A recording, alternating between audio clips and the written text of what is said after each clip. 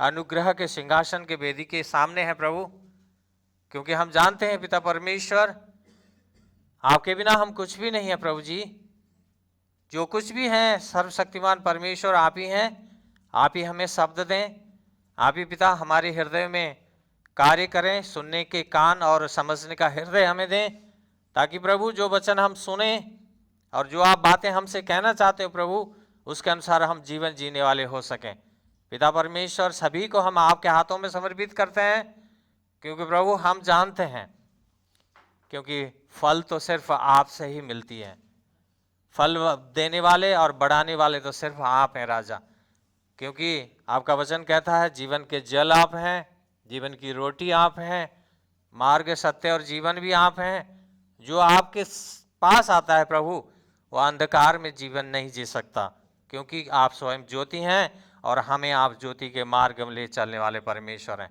पिता आज की जो प्रभु जी संपूर्ण खंड को, जो खंड हम पढ़ रहे हैं प्रभु, आपके हाथों में समर्पित करते हैं। आप हमें मदद करें, ज्ञान और बुद्धि दें, उचित शब्द दें, ताकि आपको गौरव और महिमा मिले। धन्यवाद।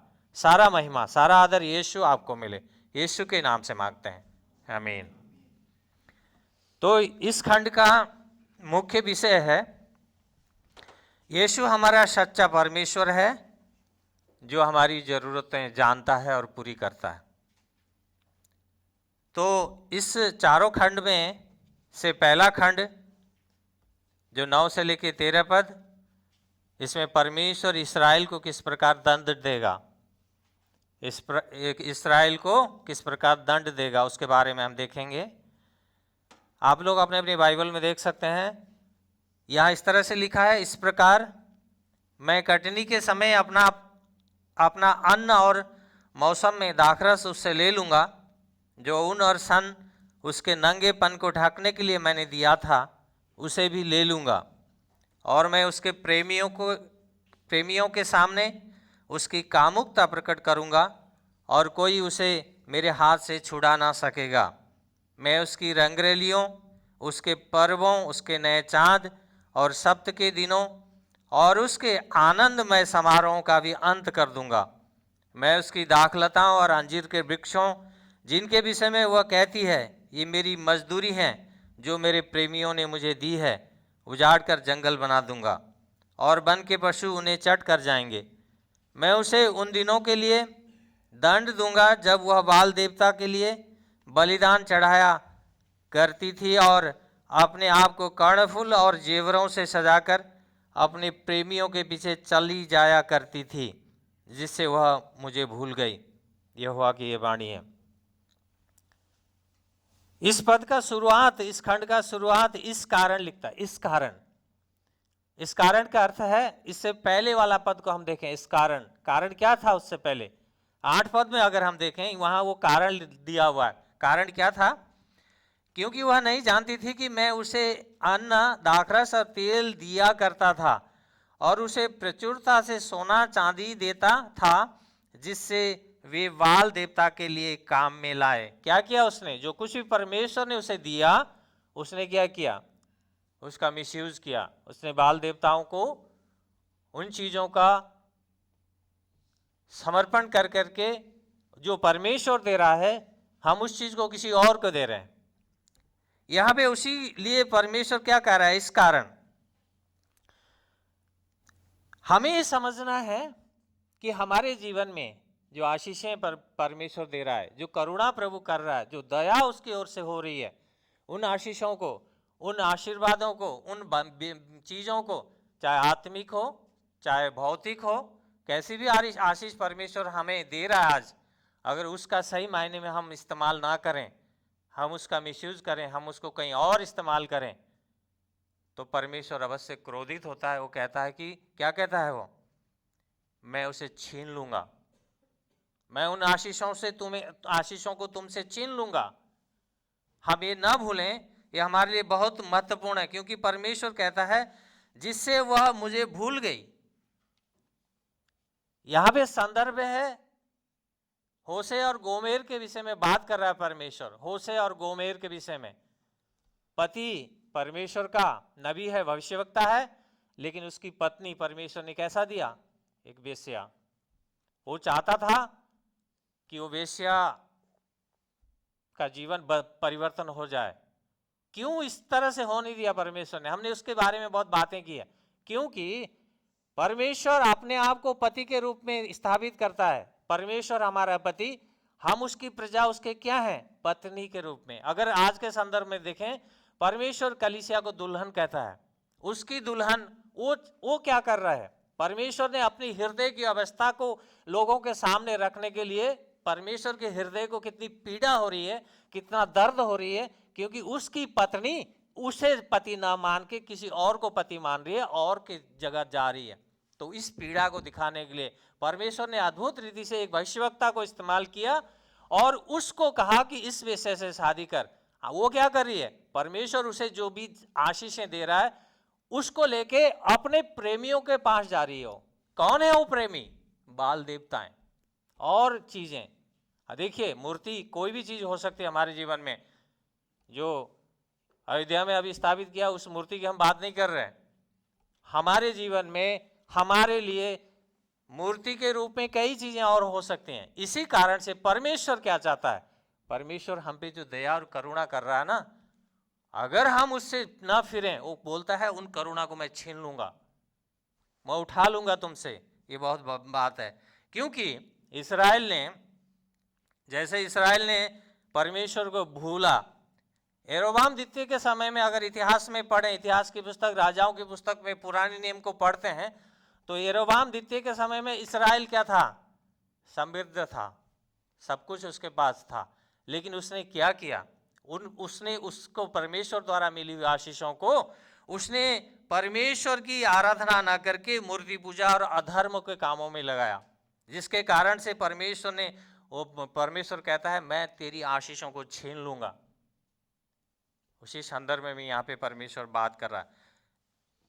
हमें नहीं भूलना चाहिए, हम परमेश्वर यीशु द्वारा, उसके लहू के कीमत के द्वारा बुलाए गए और चुने गए हैं। बेशक आज हम थोड़े हैं, कोई बात नहीं, लेकिन हम अपने जीवनों को देखें।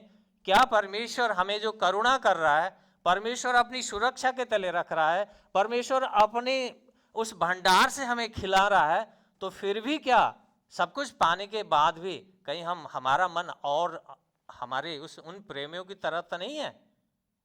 कहीं हम उनको तो नहीं झांक रहे हैं? हमारी आशीषों को जो परमेश्वर से हमें मिल रही है, हम अभी भी नहीं समझ पा रहे हैं कि आशीष कौन दे रहा है? उनसे आ रही है, परमेश्वर हमें दे रहा है। अगर ऐसा है तो अब अपने अंदर क्या करें? जरूर झांकें और पश्चाताप करें, यीशु के पास आए, फिरें, क्योंकि परमेश्वर यही चाहता है। कई बार हम लोग हठी हो जाते हैं, कई बार हम लोग हृदय कठोर कर बैठते हैं, हमें नहीं पता चलता कि हम हठी हो रखे हैं, हमें नहीं पता चलता कि हम कठोर हो रखे हैं। लेकिन याद रखिए, परमेश्वर सामर्थ्य है, वो जिसके ऊपर वो गिरता है ना, वो हथौड़ा चूर चूर करने का सामर्थ्य उसके वचन में है। इसीलिए परमेश्वर तोड़ सकता है, परमेश्वर जलाने की सामर्थ्य रखता है। अगर कोई ऐसी चीज हो नहीं टूट रही हो, परमेश्वर जला के भस्म कर देगा, नम्र कर देगा। इसीलिए हमें चाहिए परमेश्वर ऐसा हथौड़ा ना चलाए, उससे पहले ही हम मुड़ जाएं, हम पहले ही सचेत हो जाएं, आ जाएं उसके पास, यह हमारे लिए अच्छा होगा। दूसरा खंड 14 और 15 पद में परमेश्वर इस्राएल का किस प्रकार उद्धार करेगा, उद्धार की बातें यहाँ पे परमेश्वर अपने भविष्यवक्ता के द्वारा लिख रहा है। इसलिए देखो, मैं उसे लुभा करके जंगल में ले जाऊंगा और उससे प्रेम की बातें करूंगा। तब मैं उसे वही दाख की बारियां तथा आकोर की घाटी को आशा के द्वार के रूप में दूंगा, और वहां वह ऐसा गाएगी जैसा अपनी जवानी के दिनों में गाती थी, अर्थात मिस्र देश से आने के दिनों में। परमेश्वर यहां पे क्या कर रहा है? इसलिए देखो, मैं उसे लुभा करके जंगल में ले जाऊंगा और उसे प्रेम की बातें करूंगा। जब एक बार इस्राएल को अपनी स्थिति का एहसास हो जाए, तब वो परमेश्वर की बातों को अवश्य सुनेगी, वो उसे अपनी ओर लुभाएगा। देखिए परमेश्वर किस तरह से शब्दों का प्रयोग करता है।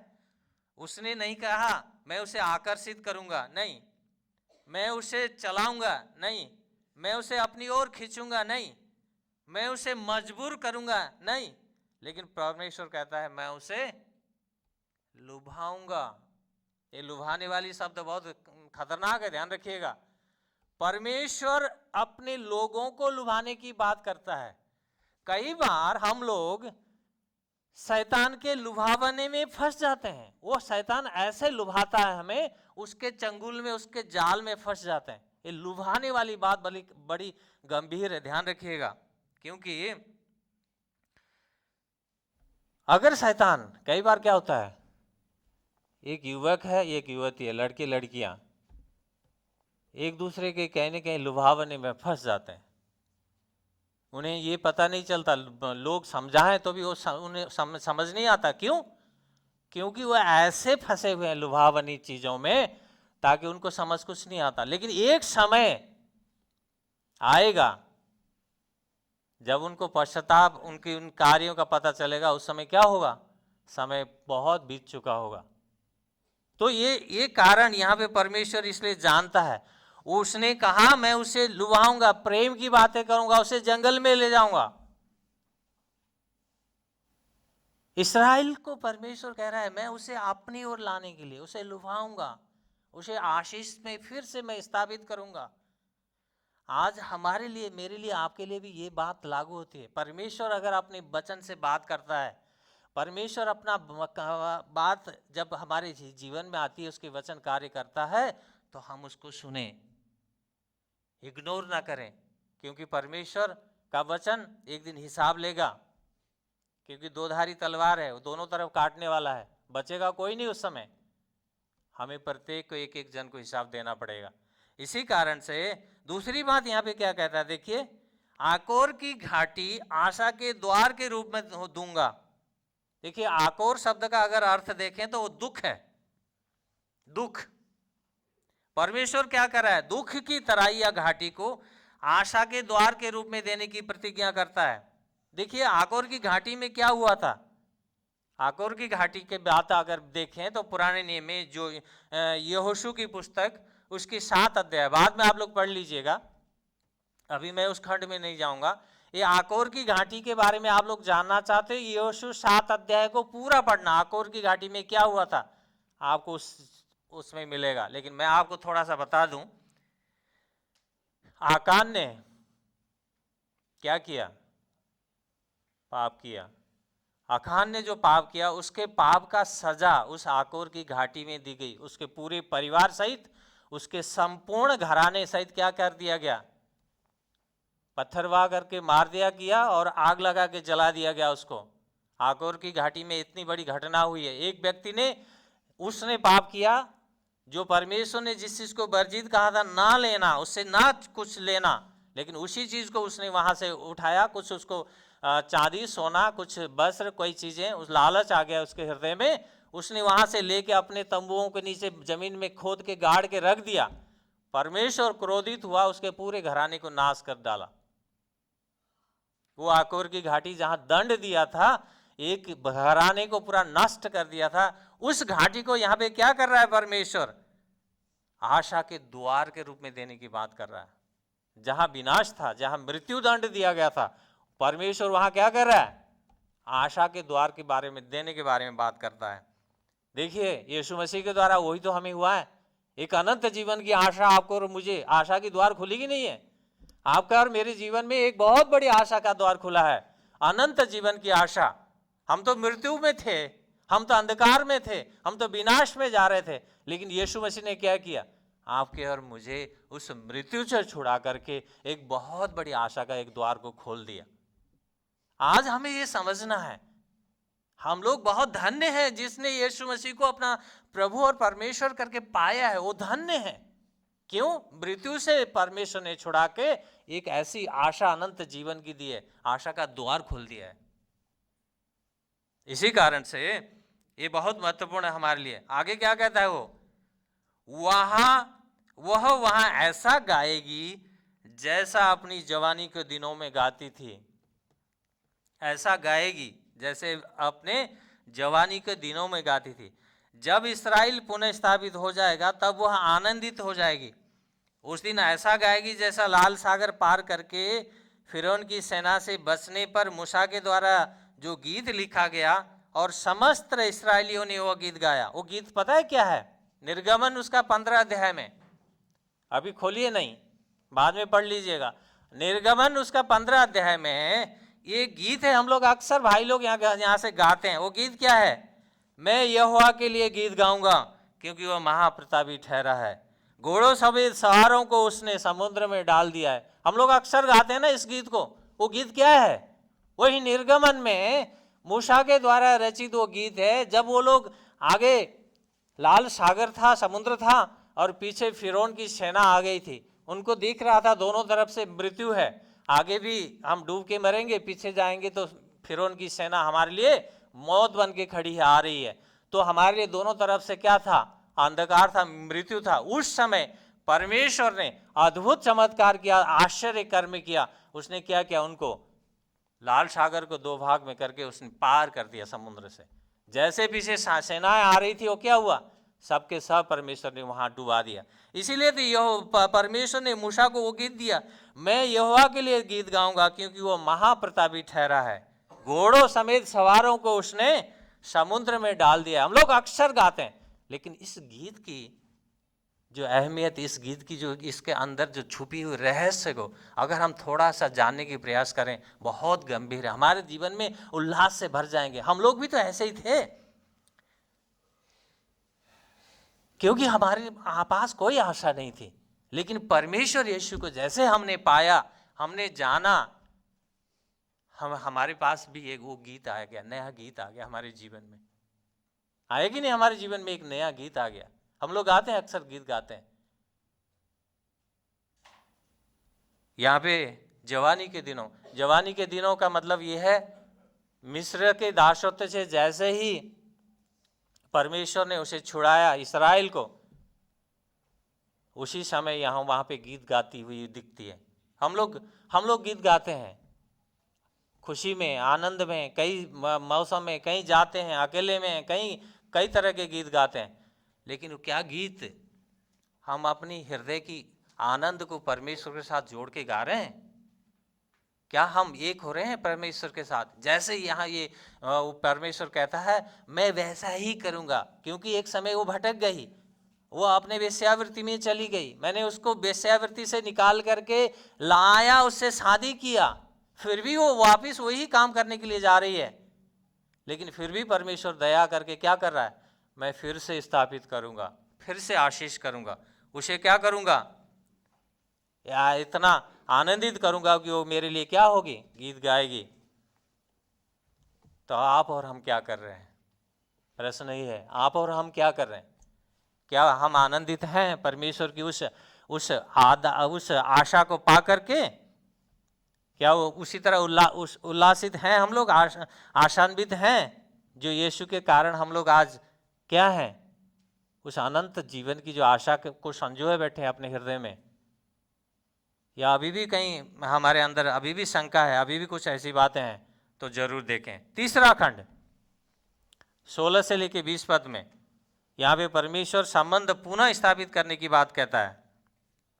इस तरह से लिखा है, यहोवा की यह वाणी है, उस दिन ऐसा होगा कि तू मुझे इसी कहेगी और फिर कभी बाली न कहेगी, क्योंकि मैं उसके मुंह से बाल देवता के नाम हटा दूंगा, जिससे नाम ले लेकर उनका स्मरण फिर कभी ना किया जाएगा।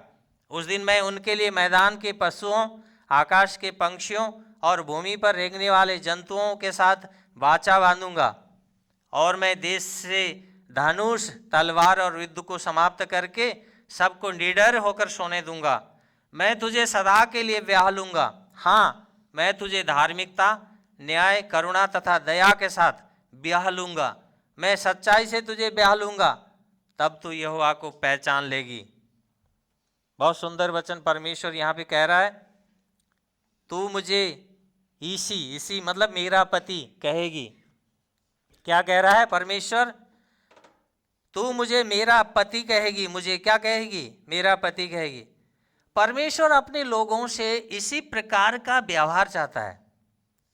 उसके अपने लोगों के साथ एक ऐसा संबंध हो जैसा विवाह में एक पुरुष और एक स्त्री का जो इंटीमेट रिलेशन होता है, एक संबंध होता है, परमेश्वर खुद को और उसके लोगों के बीच ऐसा ही एक संबंध चाहता है। तभी तो कहता है तू मुझे क्या कहेगी, मेरा पति कहेगी। एक दूसरे के साथ जो प्रेम का जो प्रतिबद्धता है हमारे जीवन में, परमेश्वर हमसे वही चाहता है। हम कहें कि तू मेरा स्वामी है, मेरा पति है। पति और पत्नी के बीच का जो रिलेशन है, जो संबंध है, सबसे निकटता का, सबसे घनिष्ठता का संबंध है। परमेश्वर अपने लोगों के साथ उसी तरह का संबंध चाहता है। आज आपका और मेरा संबंध कैसा है, हम अपने आप को जांचें, देखें, क्योंकि जांचने और देखने के लिए हमारे पास एक परमेश्वर के वचन का आईना है। ये आईने में सब कुछ दिखता है, हम कहाँ हैं, हमारी वास्तविकता क्या है वो दिखता है। ये आईना है, ये आईना है, ये परमेश्वर का वचन, इसमें सब कुछ दिखता है, हमारे अपने जीवन का वास्तविकता। इसीलिए इसी आईने में अपने आप को देखें, कोशिश करें। दूसरी बात वो कहता है, फिर कभी बाली ने कहेगी, बाली मतलब मेरा स्वामी। वो क्या कहता है, फिर कभी मेरा स्वामी नहीं कहेगी। परमेश्वर क्या चाहता है, परमेश्वर एक स्वामी और एक दास का जो संबंध है ना, एक मास्टर एक उसका नौकर के बीच का जो संबंध है, वैसा संबंध से संतुष्ट नहीं है, वैसा संबंध नहीं चाहता। परमेश्वर कैसा संबंध चाहता है, संबंध चाहता है जो मैंने पहले भी कहा, एक पति और पत्नी का संबंध, एकदम निकटता के संबंध। परमेश्वर बोले और हम सुने, और हम उससे पुकारें और परमेश्वर उत्तर दे, ऐसा एक संबंध है, निकटता का संबंध वो परमेश्वर चाहता है। इसीलिए कहता है स्वामी, एक दास और एक मालिक के बीच में बहुत फासला होता है, एक पति के पत्नी के बीच का संबंध की तरह नहीं होता एक दास और स्वामी का। इसी कारण से परमेश्वर क्या चाहता है यहाँ पे, हमारा संबंध, जो हम उसके लोग कहते हैं, जो हम अपने आप को कहते हैं कि हम यीशु के हैं, हम मसीह हैं, हम विश्वासी हैं, तो परमेश्वर आज हमारा संबंध वैसा ही चाहता है, एक नौकर एक मालिक का नहीं, एक पति और एक पत्नी का संबंध। इसीलिए देखिए अपने आप को। और अगली बात क्या लिखता है वो, उसके मुंह से बाल देवताओं के नाम हटा दूंगा। इब्रानी में बाल का सब अर्थ है मास्टर। इब्रानी भाषा में बाल, जो बाल देवता का नाम लिया ना, बाल का मतलब है मास्टर अर्थात स्वामी। लेकिन परमेश्वर यहां पे क्या चाहता है, उसके मुंह से उस शब्द को हटाने की बात कहता है। वो चाहता है यीशु मसीह अपने लोगों के साथ प्रेम आधारित, एक प्रतिबद्धता आधारित संबंध चाहता है, एक ऐसा संबंध जिसमें प्रेम के कारण हो, ऐसा संबंध जहां स्वार्थ विहीन संबंध हो। जहां स्वार्थ से भरा हुआ संबंध होता है वो संबंध ज्यादा दिन टिकता नहीं, ज्यादा दिन रुकता नहीं वो संबंध, क्योंकि उसके पीछे जो संबंध हमने बनाया उसके पीछे है क्या है, स्वार्थ है। लेकिन परमेश्वर यहाँ पे क्या चाहता है, ऐसा संबंध, क्योंकि यीशु ने तो निष्कपट प्रेम किया, उसने तो निस्वार्थ प्रेम किया। हम तो पाप में ही थे, हम तो अधर्म में ही थे, हम तो गुनहगार में ही थे, हम तो वेश्यावृत्ति में लगे हुए थे, फिर भी यीशु ने हमारे लिए क्या किया, दया किया। हम अच्छे थे इसलिए यीशु ने क्रूस नहीं सहा। इसीलिए तो यीशु ने कहा ना, मैं धर्मी को ढूंढने नहीं आया हूं। मैं किसको ढूंढने आया, पापियों को। आप और हम सब पाप में थे। इसी कारण से परमेश्वर क्या कहता है, हमारे मुख से हम जिसको कह रहे थे ना ये मेरा प्रेमी है, जिसको कह रहे थे ना ये मेरा स्वामी है, वो असली में हमारा स्वामी नहीं था। जब हमने जाना, जब हमने पहचाना, तो अभी वो क्या चाहता है, वो संबंध को फिर से और निकटता में चाहता है और गहराई में उस संबंध को सुधारना चाहता है। एक पति और एक पत्नी के बीच का जो संबंध है, परमेश्वर हमसे उसी तरह का संबंध आज चाहता है। पुराने नियम में जो बातें परमेश्वर ने आज कही वो अद्भुत बातें हैं। आगे कहता है वो, मैं देश से धनुष, तलवार और युद्ध को समाप्त करके सबको निडर होकर सोने दूंगा। मनुष्य निडर होके कब सोता है, कोई डर नहीं है। निष्फिक्र होके कब सोता है, जब उसके पास कोई चिंता नहीं है। जब हमारे पास चिंता है, मेरी कोई कार चोरी कर लेगा, मेरा घर से कोई चीज उठा लेगा, मेरा ये हो जाएगा, मेरा वो हो जाएगा, वो निश्चिंत होकर सो सकता है क्या? नेवर, कभी नहीं सो सकता। उसको चिंता लगी रहेगी, उसका एक कान उधर लगा रहेगा, अरे कहीं कुछ हो जाए, कहीं मेरी कार ना उठ जाए, कहीं मेरा घर ना कोई तोड़ ले, कहीं मेरे यहाँ से इतने सामान ना, ये गहने ये सब कुछ ना चले जाए। मन तो वहां रहेगा, निश्चिंत होके नहीं सो सकता। लेकिन यहां पर परमेश्वर एक बात कहता है, वो कहता है मैं निडर होके सोने दूंगा। आपको और मुझे आज डरने की कोई जरूरत ही नहीं है। आप और हम निडर होकर सो सकते हैं। क्यों? बेशक हमारे पास संसारिक धन और संपत्ति बेशक ना हो, कोई बात नहीं, हमारे पास चोरी करने के लिए कोई ना भी हो, फिर भी कोई बात नहीं, निडर होकर सो सकते हैं, क्योंकि हमारा सबसे बड़ा डर यीशु ने ले लिया ना अपने ऊपर।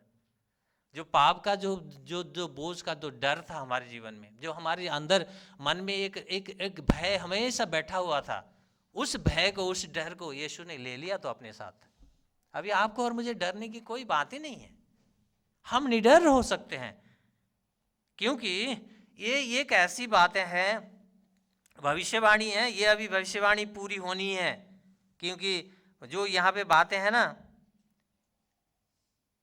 युद्ध नहीं होगा, शांति होगी, सब कुछ धनुष तलवार और सब कुछ युद्ध को समाप्त करने की बात जो कहता है, वो अभी हुई नहीं है। आपको पता है लड़ाई चल रही है, हम लोग सुनते हैं, जगह जगह पे अशांति होते हुए हम लोग देखते हैं, सुनते हैं।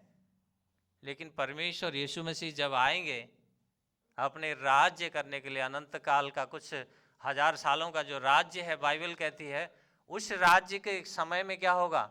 कोई लड़ाई नहीं होगी, कोई कुछ नहीं होगा, शांति होगी। क्योंकि राजा कौन होगा? एक होगा, यीशु मसीह।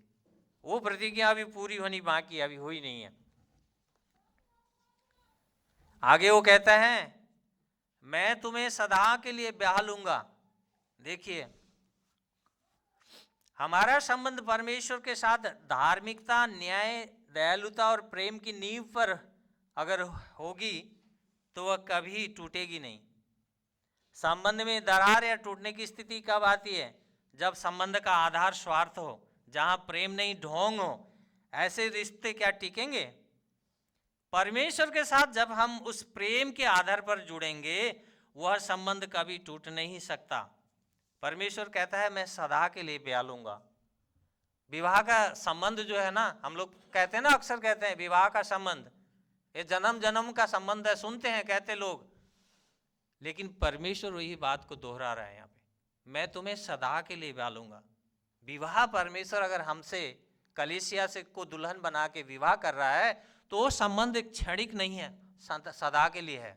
वो संबंध टूटने वाला नहीं है, क्योंकि परमेश्वर ने निस्वार्थ प्रेम किया है इस दुल्हन को बचाने के लिए, तो वो संबंध टूटेगा नहीं। रोमियो उसका 8:35 में पौलुस लिखते हैं, रोमियो 8:35 में पौलुस क्या लिखते हैं? कौन हमको मसीह की प्रेम से अलग करेगा? क्या कलेश, क्या संकट, या सताव, या अकाल, या नंगाई, जोखिम, या तलवार? कोई चीज है जो हमें यीशु मसीह के प्रेम से अलग कर सकता है? नहीं, कोई चीज नहीं है। पौलुस ने इस बात को जाना, अपने जीवन में अनुभव किया, उसने जिया। पौलुस का कितनी बार पथराव किया गया, उसको मरा हुआ समझ करके लोग छोड़ के चले गए, फिर भी परमेश्वर ने उसको बचाया। फिलिपियों की पत्री में अगर आप पढ़ें, बहुत वृत्तांत लिखा है उसके बारे में, मैं उसमें जाऊंगा लेकिन नहीं। लेकिन यहां पे पौलुस एक चीज समझाना चाहता है। देखो, परमेश्वर और हमारे बीच में जो प्रेम का जो रिश्ता उसने स्थापित किया है, जो प्रेम का संबंध जो स्थापित हुआ है, उस संबंध को किसी चीज से भी नहीं तोड़ सकते हैं। हमें हो सकता तलवार से मार दिया जाए, शरीर को मारेंगे, हमारी आत्मा को नहीं मार सकते। इस आत्मा को जो परमेश्वर के साथ इसका जो मिलान हो रखा है, कोई नहीं तोड़ सकता। अकाल हो, नंगाई हो, जोखिम हो, तलवार हो, सताव हो, संकट हो, कई कुछ भी हो, पौलुस कहता है मेरा परमेश्वर यीशु के साथ जो प्रेम का संबंध है ना, कोई चीज किसी चीज को भी तोड़ नहीं सकती, छुड़ा नहीं सकती, मुझसे अलग, उससे अलग नहीं कर सकती मुझे। वही चीज यहाँ पे, अगर यीशु ने आपको और मुझे सदा के लिए दुल्हन बनाया है, तो उस दुल्हन के उस जगह से हमें कोई अलग कर नहीं सकता। ध्यान रखिएगा, हमें कोई छुड़ा नहीं सकता, कोई हमें छीन नहीं सकता। क्यों? क्योंकि परमेश्वर यीशु ने अपनी दुल्हन बोला है, यीशु ने हमें बोला है सदा के लिए ब्याह लूंगा। अभी वहां पे होशे को कह रहा है, होशे कह रहा है गोमेर को, एक व्यभिचारी स्त्री, उसने कहा उस वेश्या से शादी कर, उसने आज्ञा पालन किया। बहुत कठिन आज्ञा था ये परमेश्वर का, बहुत कठिन आज्ञा, लेकिन उसने माना उस चीज को, फिर भी गया, उसने गोमेर के साथ शादी किया, बच्चे भी पैदा हो गए उसके साथ, फिर भी उसका जीवन बदला नहीं है, उसने अपने व्यभिचार के कार्यों को छोड़ा नहीं। मित्रों, आज आपके लिए मेरे लिए बहुत गंभीर विषय है। हमने यीशु मसीह को जान करके भी, यीशु मसीह को पहचान के भी, यीशु मसीह ने आपके और मेरे लिए क्या किया उसको समझ के करके भी, अगर फिर भी अगर हम अभी भी उसी तरह से फिर हम ही अपने ही प्रेमियों के पीछे जा रहे हैं, तो ये अवस्था बहुत खतरनाक है। सोचना पड़ेगा गंभीरता से, क्योंकि आपके लिए और मेरे लिए बहुत खतरनाक अवस्था है। फिर क्यों हम उस जीवते, उस सोते को छोड़ करके वो गंदे तालाब के पास जाएं तो कैसा होगा? परमेश्वर कहता है मैं सदा के लिए तुम्हें ब्याह लूंगा, सदा, कुछ समय के लिए नहीं, सदा के लिए। अगर यीशु मसीह के हम अनुग्रह में हैं, यीशु मसीह के उस लहू के कीमत को हमने पहचाना है, जिसको कीमत दे करके उसने आपको और मुझे छुड़ाया है, तो फिर हम उसके साथ उस संबंध को अनंत काल के लिए हम स्मरण रखेंगे। क्योंकि देखिए एक बात स्पष्ट है, परमेश्वर का वचन कहता है न बल से न शक्ति से मगर मेरी आत्मा के द्वारा होगा। हम और आप कमजोर पड़ सकते हैं, हम और आप गिर सकते हैं, लेकिन परमेश्वर कमजोर नहीं पड़ता। परमेश्वर का आत्मा कभी कमजोर नहीं होता, वो हमें उठाने में उतना ही सामर्थ्य है, हमें उठाएगा। पता है प्रभु यीशु ने जब कोढ़ी उसके पास आए, यीशु ने कोढ़ियों को चंगा किया। कोढ़ियों को क्या प्रभु ने छुआ? सिर्फ छुआ नहीं, प्रभु यीशु ने उन कोढ़ियों को क्या किया? हग किया। क्या किया? गले लगाया, छुआ नहीं, कोढ़ियों को गले लगाया यीशु ने। अगर इसका सही ट्रांसलेशन पुराने नियम में, नया नियम के जितने भी वो हैं हिब्रू और उसमें देखा जाए, भाषा में देखा जाए, उसका ये है अर्थ बहुत गहरा अर्थ है। इसीलिए आपको, आप और तो हम उसी अवस्था में थे, कोढ़ी थे हम लोग, पाप का कोढ़ से ग्रसित थे, लेकिन यीशु मसीह ने उस कोढ़ को देखा नहीं। प्रभु यीशु ने प्रेम के कारण आपको और मुझे गले लगा लिया और छुड़ा लिया उससे। वो कहता है मैं सदा के लिए तुम्हें ब्याह लूंगा, कुछ समय के लिए नहीं, सदा के लिए। ये बहुत बड़ी आपके और मेरे लिए प्रतिज्ञा की बात है, तो हम इसको स्मरण करें। और चौथा खंड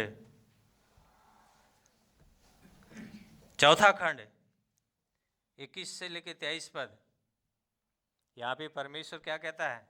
आशीष पुनः स्थापित करने की बात कहता है, आशीष पुनः स्थापित करना। यहोवा यूं कहता है, उस दिन ऐसा होगा कि मैं उत्तर दूंगा, मैं आकाश को उत्तर दूंगा और वह पृथ्वी को उत्तर देगा। पृथ्वी अन्न, दाखरस और तेल को उत्तर देगी और वे इजराइल को उत्तर देंगे, तथा मैं स्वयं उसे अपने लिए देश में बोऊंगा। जिस पर दया नहीं हुई है उस पर दया करूंगा, तथा जो मेरी प्रजा नहीं उसे कहूंगा तू मेरी प्रजा है, और वह कहेगी तू मेरा परमेश्वर है। यहोवा कहता है उस दिन ऐसा होगा कि मैं उत्तर दूंगा। अगर मनुष्य का संबंध परमेश्वर के साथ वास्तविक जीवंत संबंध का एक जो महान आशीर्वाद है यहाँ पे दिखता है, जब हमारा हृदय उसकी इच्छा पर धड़कता है तो जो वो चाहेगा वही हमारा भी इच्छा होगी। जब हम उसे पुकारेंगे तो वो कहेगा मैं उत्तर दूंगा। जैसे इस बारे में परमेश्वर जैसे यहाँ पे कहता है ना, मैं उत्तर दूंगा। अगर इसके वर्ष बाइबल में रेफरेंस ढूंढे जाएं तो बहुत से वर्ष हैं, बहुत से मैं उत्तर दूंगा वाली, लेकिन मैं दो वर्ष आपके बीच में पढ़ूंगा। ईसाया उसका 58 का 9 पद, ईसाया 58 अध्याय उसका 9 पद में है, तब तू पुकारेगा और यहोवा उत्तर देगा, तब तू दुहाई देगा और वह कहेगा मैं यहाँ हूं। यिर्मयाह 33 का 3 में भी वो कहता है, यिर्मयाह उसका 33 का 3 पद, मुझसे प्रार्थना कर और मैं तेरी सुनूंगा, मैं तुझे बड़ी बड़ी और गूढ़ बातें बताऊंगा जिन्हें तू नहीं जानता। अगर इस बारे में देखा जाए, परमेश्वर कहता है मैं उत्तर दूंगा। इसमें बहुत से पद हैं बाइबल में, मैं उन पदों के ऊपर नहीं जाऊंगा, लेकिन एक चीज आपको यीशु मसीह ने जो कहा उसके ऊपर आपको ध्यान खींचूंगा। यहाँ पे यीशु मसीह ने यूहन्ना सुसमाचार उसका 15 का 7 में कहा, बहुत से लोगों को ये पद याद होना चाहिए, यदि तुम मुझसे बने रहो, मुझ में बने रहो और मेरे वचन तुम में बने रहें तो जो चाहो मांगो वह तुम्हारे लिए हो जाएगा। यीशु मसीह कहता है मैं तुम्हें उत्तर दूंगा। उत्तर देने का अर्थ क्या हुआ? जब हम प्रार्थना करें, जब हम उसे पुकारें, परमेश्वर हमारी प्रार्थना को क्या करे? रिप्लाई करे, उत्तर दे। वही बात है, वो उसकी प्रतिज्ञा है, तुम पुकारोगे और मैं क्या करूंगा? तुम्हें उत्तर दूंगा। यीशु मसीह ने क्या कहा? यदि तुम मुझ में बने रहो और मेरे वचन तुम में बने रहें तो जो चाहो मांगो तुम्हारे लिए हो जाएगा। क्या कहता है? जो चाहो मांगो, तुम्हारी हृदय की इच्छा जो भी है ना, जो चाहो मांगो, लेकिन उससे पहले की पद को ना भूलें। कंडीशन क्या है? तुम मुझ में बने रहो और मेरे वचन तुम्हारे जीवन में बना रहे, तब हमारी मांगने की बात तब आती है। तब क्या मांगेंगे? हम परमेश्वर यीशु मसीह में हैं और परमेश्वर यीशु मसीह के वचन के अनुसार, आत्मा के अनुसार चलित हैं। अगर ऐसे हैं तो हमारी इच्छा, हमारा मांगने का दायरा क्या होगा? अलग होगा, फर्क होगा। हम संसार की भौतिक चीजें नहीं मांगेंगे। उस समय हम क्या मांगेंगे? लोगों की प्रभु इनकी आत्मा बचा दो, हम ऐसी चीजें मांगेंगे। प्रभु आत्मिक आशीषों से तू मुझे भर, मुझे ऐसे चला ताकि मेरा जीवन तेरी महिमा के लिए इस्तेमाल की जाए। ये मिट्टी का जो बर्तन है ना प्रभु, जिसमें तूने जो एक महान तो स्वर्ग का जो धन रखा है ना, इसको तू अच्छे रीति से इस्तेमाल कर। ये जो खराब औजार है ना, उसको तू अच्छे से इस्तेमाल कर सकता है। ऐसी चीजें मांगेंगे तब मांगने का हमारा सोचने का दायरा फर्क हो जाएगा। क्यों? क्योंकि हम यीशु में पाए जाएंगे। उस समय हमारा सोच, हमारी मांग, हमारा प्रार्थना फर्क होगा। हम अपने अड़ोस पड़ोस में जो लोग नाश हो रहे हैं, जो लोग विनाश में जा रहे हैं, हम उनके लिए आंसू बहाएंगे, रोएंगे, प्रभु इनकी आत्मा को बचाओ। आज हम देखें, हम अपने आप को झांक के देखें, हम कितना प्रार्थना करते हैं भाई? प्रार्थना करते हैं क्या? घुटने टेकते हैं? हम अपने अड़ोस पड़ोसों के लिए रोते हैं, आंसू बहाते हैं? नहीं।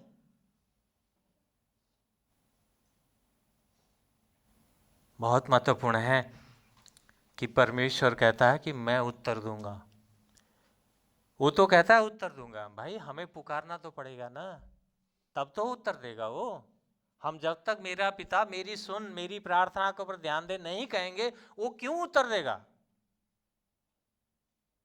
आज बहुत बड़ी समस्या ये है कि आज हम लोग घुटना नहीं टेकते। आज हमारे पास प्रार्थना करने, उसके चरणों में बैठने के समय नहीं है, बहुत व्यस्त हैं हम लोग। लेकिन ध्यान रखिए, परमेश्वर कहता है उत्तर दूंगा, उसकी प्रतिज्ञा है। वो आज भी यीशु मसीह कहता है मैं उत्तर दूंगा। लेकिन आप और हम जो उसके चुने हुए हैं, उसके अपने हैं, भाई राजघराने के हैं, परमेश्वर ने आपको और हमें एक महायाजकीय वंश में रूपांतरित किया है, तो हम कितना प्रार्थना करते हैं, कितना हम उसके चरणों में गिड़गिड़ाते हैं, प्रभु देख। अपने आप को देखें। दूसरी बात वो क्या कहता है? वे इजराइल को उत्तर देंगे। हमने पहले देखा था इजराइल का अर्थ क्या था, बिखेरना। उसने कहा मैं इस्राएल को क्या कर दूंगा, बिखेर दूंगा, अर्थात उस यहू के घराने को क्या करूंगा, दंड करूंगा। उस संदर्भ में हमने देखा था। लेकिन यहां पे परमेश्वर सकारात्मक रूप में प्रयोग करता है, अर्थात बीज बुआई के अर्थ में। ध्यान से सुनिएगा, बीज बुआई। किसान जब भूमि पर बीज बोता है तो क्या करता है, बिखेरता तो है, बिखरता है कि नहीं बिखरता, बिखरता है। एक समय बिखराव था तो अब बुआई हो रही है। एक समय नकारात्मकता थी तो यहां पे परमेश्वर सकारात्मकता दिखा रहा है। परमेश्वर अपने लोगों को प्रचुरता और आशीर्वाद से पुनः स्थापित करने की बात यहां पे कहता है। एक समय क्या था, इजराइल का अर्थ क्या था, मैं बिखेर दूंगा इसराइल को, असीरियाई सेना आएंगी, पूरा टुकड़ा टुकड़ा कर देंगे, बिखेर देगा। लेकिन यहां पे बिखेरने के परमेश्वर ने अर्थ को चेंज कर दिया, संदर्भ को बदल दिया परमेश्वर ने। क्या, बिखेरना तो ठीक है, लेकिन किसान को बीज बिखेरने की तरह। किसान बीज भूमि में बिखेरता है ना, लेकिन बिखेरना वो बुआई हो जाता है। परमेश्वर इस तरह से आशीष करने की बात कहता है।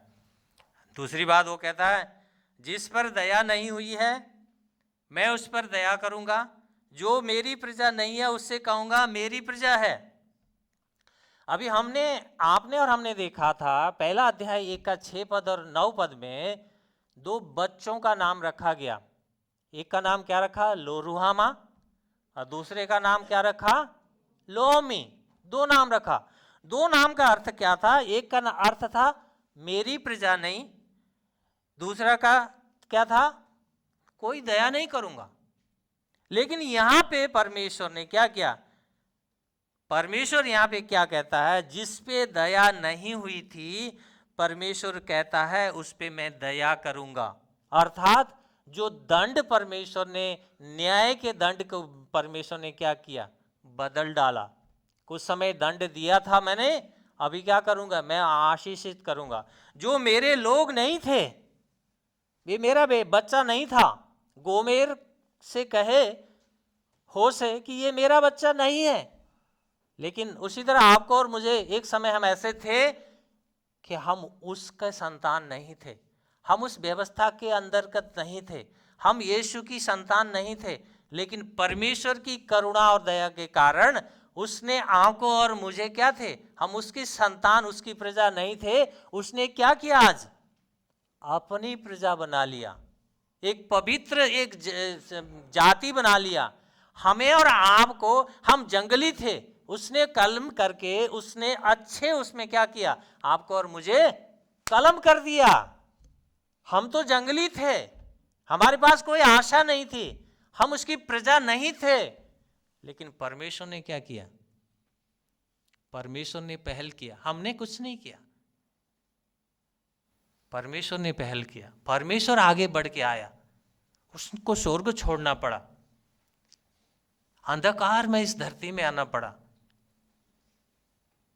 बेथलेहम में, सराय में कोई जगह ही नहीं दिया लोगों ने उसको। एक राजा महाराजा अधिराज का जन्म हो रहा है, कोई जगह नहीं दे रहा है। आज मनुष्य के हृदय में भी कोई जगह नहीं है यीशु के लिए। एक दिन जब न्याय के सिंहासन पे खड़े होंगे तब क्या होगा।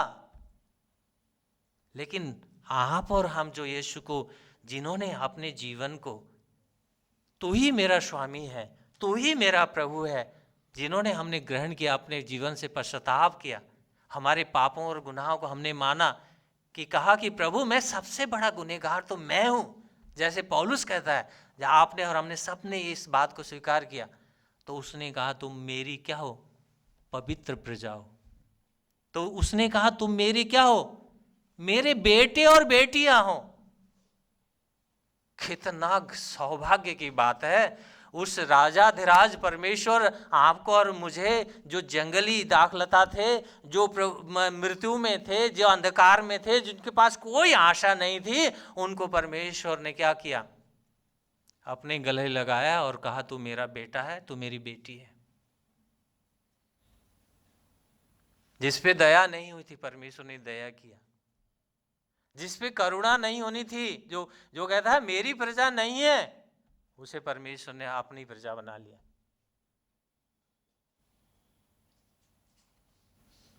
लेकिन अभी आपका और मेरा दायित्व भी तो कुछ है ना। जो परमेश्वर,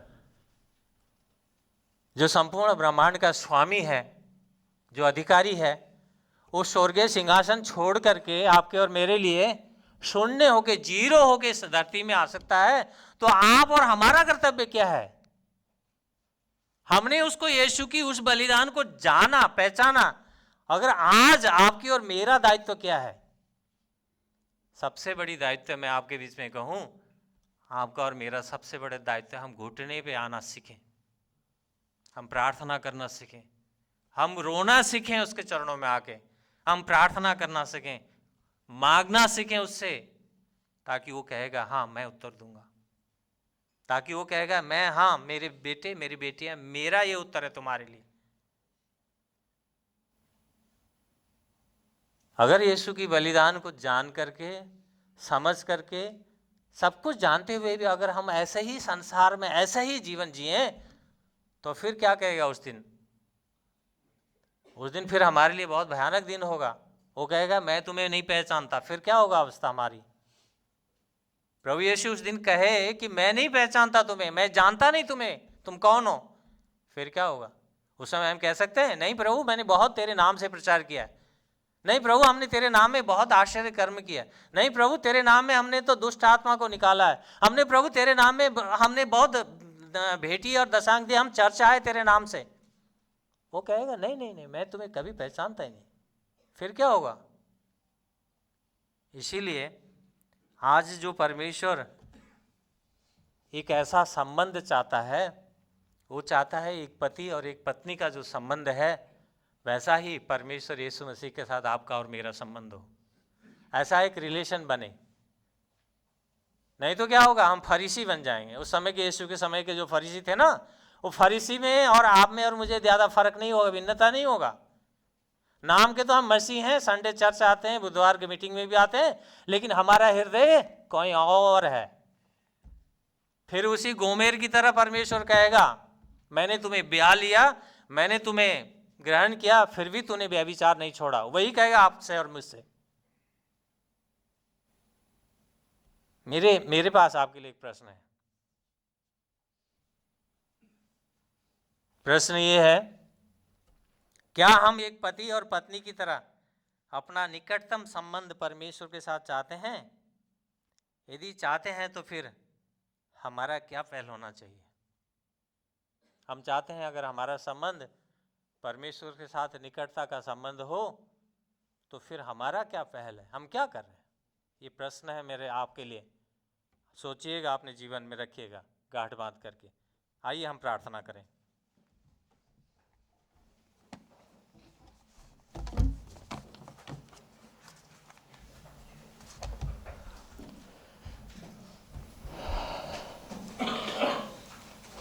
प्यारे परमेश्वर यीशु राजा, मैं धन्यवाद करता हूँ प्रभु तेरी दया के लिए, तेरी करुणा के लिए। प्रभु परमेश्वर तेरी उन अपार कृपा के लिए मैं धन्यवाद करता हूँ राजा। पिता परमेश्वर, आज आपने अपने वचनों के द्वारा हमसे बात की है प्रभु। हम पिता परमेश्वर उसी व्यभिचार में ना चले जाएं जो व्यभिचार हम पहले करते थे प्रभु जी, उसी व्यभिचार में फिर से ना लौट जाएं पिता परमेश्वर। आप